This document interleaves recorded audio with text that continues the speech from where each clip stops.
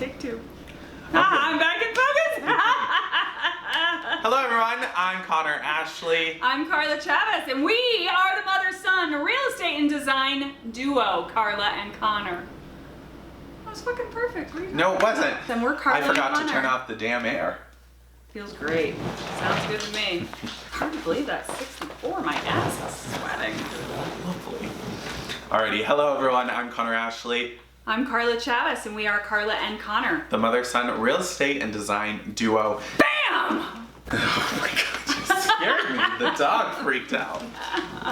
Alrighty, so today we are going to be talking about something that's very important in real estate investing. It's all about how to raise your credit score immediately. Well, you know, not immediately, but pretty quickly you can get it up. Yeah, you can get it up really quickly if you focus on it, and there's lots of different ways to do that, and we're going to talk about that today because it's super important if you want to invest in real estate at some point. So make sure before we get into the video that you smash the like button and subscribe to our channel. We don't have many subscribers, so if you want to join us, Smash and subscribe. smash and subscribe. So it's like it's focusing on your nose. Do you see that tiny little box Right on on my, your nose? right on my new teeth. Oh yeah. Alrighty. You have to have some credit in order to have a credit score. And so a lot of people think, well, I'm not going to take any credit cards because I hate credit cards and I don't want any credit, and I'm just going to pay cash for everything and then, you know, live that way and live simply and only buy things that I can afford. I don't want to overextend myself, and I appreciate that. I think that's actually a wise way to live. However, your credit score is going to suffer because of that. If you don't have credit, it's basically the same as having an awful credit score, really. It really is. And so one thing to do is if you have credit cards, don't cancel your credit cards. Everyone thinks, you know, oh, finally I paid off my credit card, I'm gonna cut it up and cancel it. Well, guess what? Don't cancel it, because one of the biggest factors in your credit score is the age of your credit. So you basically want to make sure it doesn't mean you have to spend money on it, but it means don't cancel them. Don't close out the account. Keep it live, keep it active, keep it open. And one thing to add to that is keeping it active. Now, you'll have to look at your card in specifics, but essentially if you do not use your card at least once a year or once every 2 years, the credit card company will actually cancel it for you, which you don't want that to happen. Another good tip is, you know, store credit cards can be somewhat appealing when, especially you're in the store and the clerk says, hey, if you apply for this credit card, you get 20% off on this purchase today, and a lot of people fall prey to that. I know all about that. Yeah.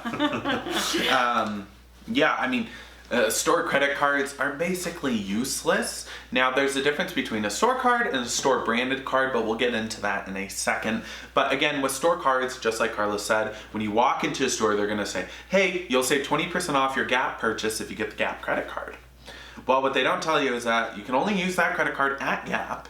It has very little benefits other than that initial 20%. The interest rates are through the roof, and the approval rating is really hard. So when you apply for it, and if you don't get approved, that's going to negatively impact your credit score. It is a hard inquiry. There's a difference between a hard and a soft inquiry on your credit, and it is considered a hard inquiry, so it will negatively impact your credit score if you don't get approved, and many people do not get approved for store credit cards. Now, the difference between a store card and a store branded card is that a store card can only be used at that store. So JCPenney, Gap, everywhere basically has one, and essentially you can only use that card when you are shopping at that store. However, there are store branded cards like the IKEA card, where it's an IKEA credit card and you can use it anywhere because it's a Visa IKEA credit card, and your benefit, I guess, of having that card is for, you know, every dollar you spend, you get a point towards IKEA points, and that racks up money that you can spend at IKEA. So store cards are really only useful if you are in a profession that causes you to, you know, buy things from those stores a lot. So I know a lot of investors have Home Depot credit cards or Lowe's credit cards because they get a discount every time they go to Lowe's, or they rack up a lot of points renovating houses, you know, shopping at Home Depot, and they use that to help with the expenses. Yep. All right, so the next step here is to talk about applying for cards that you may or may not have a strong potential for getting approved, basically. And there are apps, Credit Karma being one of those, that will tell you whether you have odds are good or bad or medium for getting approved for a card. Again, anytime you apply for a card, it's going to be a hard inquiry on, anytime you apply for a credit card, it is considered a hard inquiry on your credit card, on your credit score. So you want to be careful and use it very sparingly, I guess. So that's why he's saying make sure that you have really good odds at getting approved before making that application with that credit card company. And you can look on Credit Karma, and there's others out there that are similar that will kind of tell you, we think you have really good odds at getting approved for this one, or you don't have very good odds. Credit Karma is a great tool to use in general for monitoring your credit. And again, if you go to their credit cards section, they have all sorts of credit cards, and they tell you exactly how your approval odds are for that card. That leads us to our next sort of section, which talks about credit usage. And I actually think this is a huge one and can truly impact your score. I've seen it sway scores anywhere from 20 to 40 points. Yeah. So we're not just talking 2, 3, 4, 5 points. We're talking 20, 30, 40 points. But keeping your usage at about 30%. They want to see that you have a little bit of credit usage and that you're using it very responsibly. And so 30% is sort of whatever your open to buy is, or your credit limit is on that particular card. You want to keep it right around 30%. And when you think about credit usage, it's about your total credit limits combined. Correct. So for instance, if you have 5 different cards with $2,000 each on them, you have a total credit limit of $10,000, and you want to make sure you're not using over $3,000. So again, if you want to go and purchase, a vacation for $5,000, that's fine, but make sure you pay it off before the next statement, otherwise your credit usage will increase. Yep, it'll show at 50% versus the 30%. You really want to keep it close to that 30%. And another way to sort of hack this is if you know you have a strong approval odd for a new card and maybe your credit usage is at 50%, once you apply for that new card and get more credit, that'll just turn your usage, down and increase your credit score. Yep. Another way to do this is to apply for a credit limit with your credit card company. Now, often these are not hard inquiries. These are usually soft inquiries that are done by the credit card company. If you have a card that you've been paying on time, that you have a good relationship with the credit card company, you can always apply for a credit limit increase on that card. Yep. And that again will help bring your usage down. Do that. Now, if you're never paying your card and you have a ton of late payments, probably don't apply for a credit limit increase because you're just going to get declined. Yep. I think that's a very, very good point. Basically, you have to have all of your other sort of ducks in a row. Make sure you're paying your utility. The first step at Credit 101 is paying your bills on time. Paying all of your bills on time. Paying your rent or your mortgage, which is obviously going to be number one for most people. Paying those utility payments on time every single month. And then, of course, those credit cards would come after that. Now, here's a quick way that I use to actually raise my credit score about 50 points. And I guess it was about 30 days I raised my credit score, about 50 points. And that's by adding an authorized user. Now, essentially what that means is if you have somebody in your life who has a long-standing credit card with a large limit on it, what they can do is add you as an authorized user. And basically what that means is that you share with those credit benefits. So you get all the benefits of them having this card, even though you didn't have to apply for it.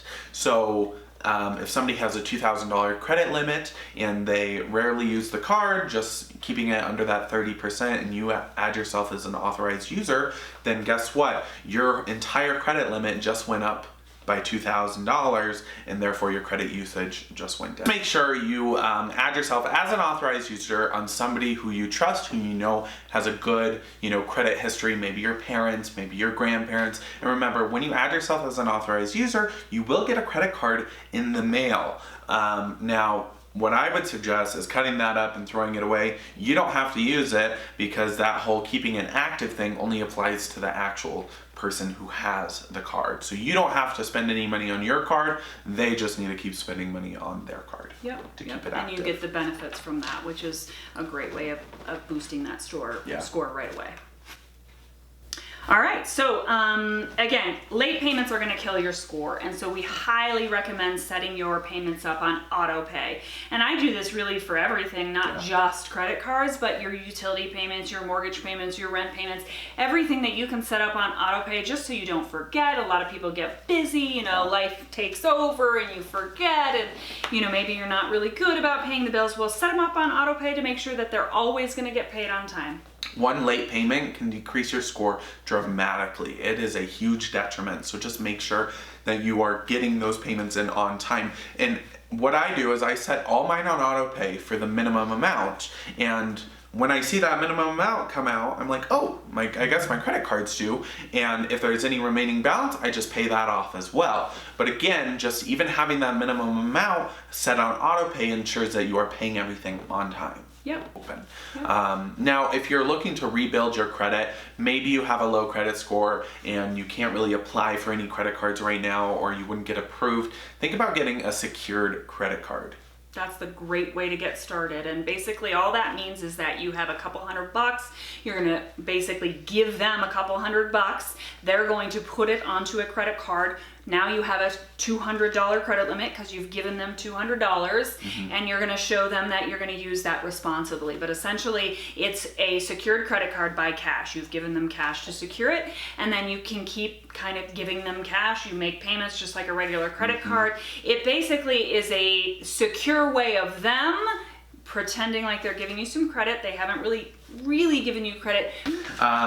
But basically, it's all about being patient, and this thing takes time, right? So trust me, your credit score is so important, not only for real estate investing, but for life in general. It is really, really important, and it really, you know, shows a bank. It's more important than your income. It really is to the bank. They want to see that you're a trustworthy or somebody who can be trusted with money. Yep. You know? That basically you're going to be a safe risk to them. Yes. Is what they want to see. Alrighty guys, so that's it for this video. Remember, it takes time. Be patient. Your credit will increase. You know, maybe it won't increase tomorrow, but if you follow these tips, I guarantee you it's gonna go up. Yep, so you're gonna see some results for sure. Yeah. Alrighty guys, well thank you so much for watching this video. Don't forget to subscribe to the channel, like the video, and comment down below. We love hearing all the feedback from you guys. And follow us on all social media if you haven't already. Smash and trash, is that what you said? Smash and trash. At the beginning, smash and like and smash. Smash and subscribe. Smash subscribe and sub. smash and subscribe, yeah. Sub and smash. Okay, what? Alright guys, we also have a podcast every Tuesdays on our YouTube channel and on iTunes. It's called Vacant to Vacation. Check that out, and we will see you guys in the next video. We'll see you next time. Bye. I'm Connor Ashley. And I'm Carla Conner. We're the mother-son real estate and design duo. We are here to help you invest in properties. Now you can make a lot of money doing this. We're your people.